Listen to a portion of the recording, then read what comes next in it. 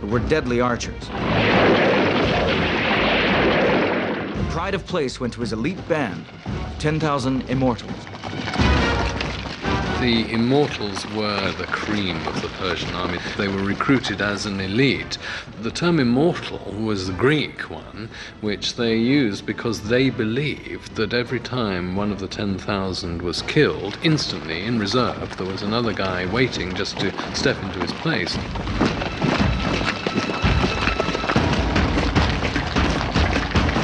Leonidas stood with his Spartans at the narrowest point in the pass, with 7,000 Greek troops deployed behind them. They defended a low wall. Xerxes drew up his army on the flat floor of the entrance to the pass. Xerxes waited 4 days once they got into position there because he couldn't believe that these Greeks were going to actually stand and fight. He thought it was a joke. On the 5th day, his patience ran out. He demanded, "Surrender your weapons." Leonidas shouted back, "Come and get them." A lone scout rider got sent by the Persians up to where the Spartans were waiting before the battle. And some of the Spartans were out there doing their gymnastics. They were oiled up and they were combing their hair. And the rider just looked, it just blew his mind. What were these guys doing? How could they be so blasé? And of course, what they really were doing was psyching themselves up to fight to the death. Xerxes had a throne set up on a nearby hill. From several hundred feet above, he ordered his Medes into action. From their vantage point, the Greeks could only see a few thousand. This was merely the advance party for a force of 10,000 Medes, which wound round behind the mountain. Leonidas held back his Spartans and ordered the Greek troops forward.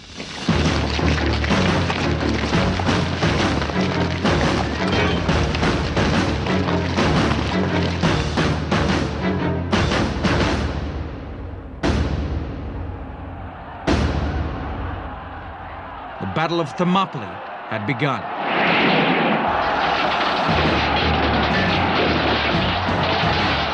It would not be the walkover that Xerxes imagined. August 480 BC, the Greek army led by King Leonidas and 300 Spartans is facing a Persian army of 250,000 men. The Persian king Xerxes watched in disbelief as 700 Greek troops formed up at the valley entrance. They lined up in a phalanx formation. The phalanx was a forest of spears. The commander would signal for the push, the rear ranks pushing forward and pressing their shields against the backs of the men in front, and you pushed against the forces opposing you and literally tried to shove them backwards and drive them off the field.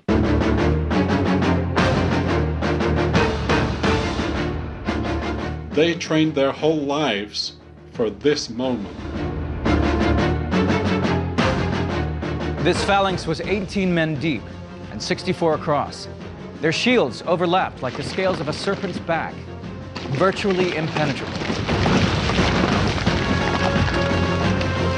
The first 3 ranks lowered their spears and rolled forward towards the Medes. In contrast to the Greeks, the Medes were lightly armed. They carried light wickerwork shields and spears. Before they advanced, the Mede archers fired a volley into the phalanx.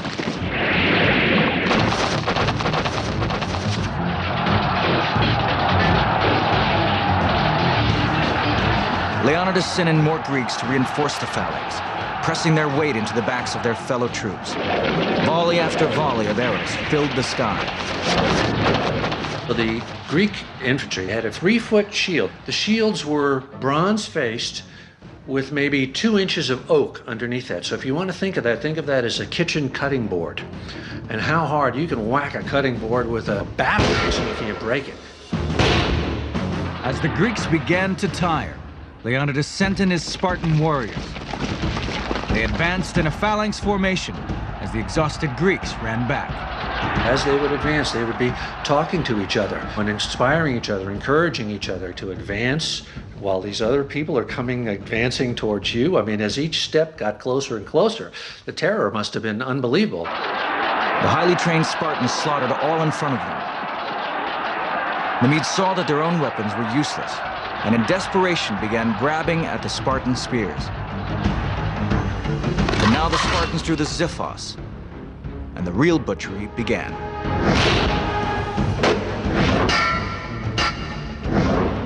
Are you hungry? Are you tired? Are you thirsty? Are you wounded? It doesn't matter. You're a warrior and you fight. The confined space made it impossible for the Persians to take advantage of their superior numbers. They could not pack enough men into battle against this unrelenting killing machine. Combat in those days was all hand-to-hand. Nobody shot anybody. No smart bombs came in. If you were going to kill the enemy, he was going to be right in your face and trying to kill you. Wave after wave of Xerxes' warriors perished as they tried to penetrate the Spartan shield wall.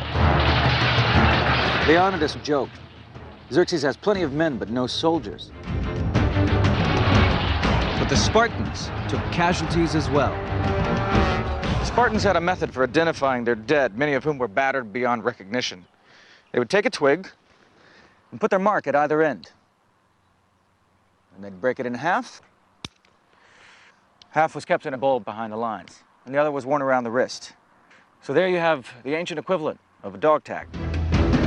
If the soldier survived, he could reclaim his twig after the battle. If not, the dead and lost could be easily counted. As the battle moved into the second day, the Persians could make no headway. They were simply not prepared for this kind of fighting. Far removed from the wide open plains of the east, where cavalry, chariots, and light infantry could decide the outcome. Sitting on his hillside throne, Xerxes became more and more agitated, jumping to his feet every so often like a spectator at a football game.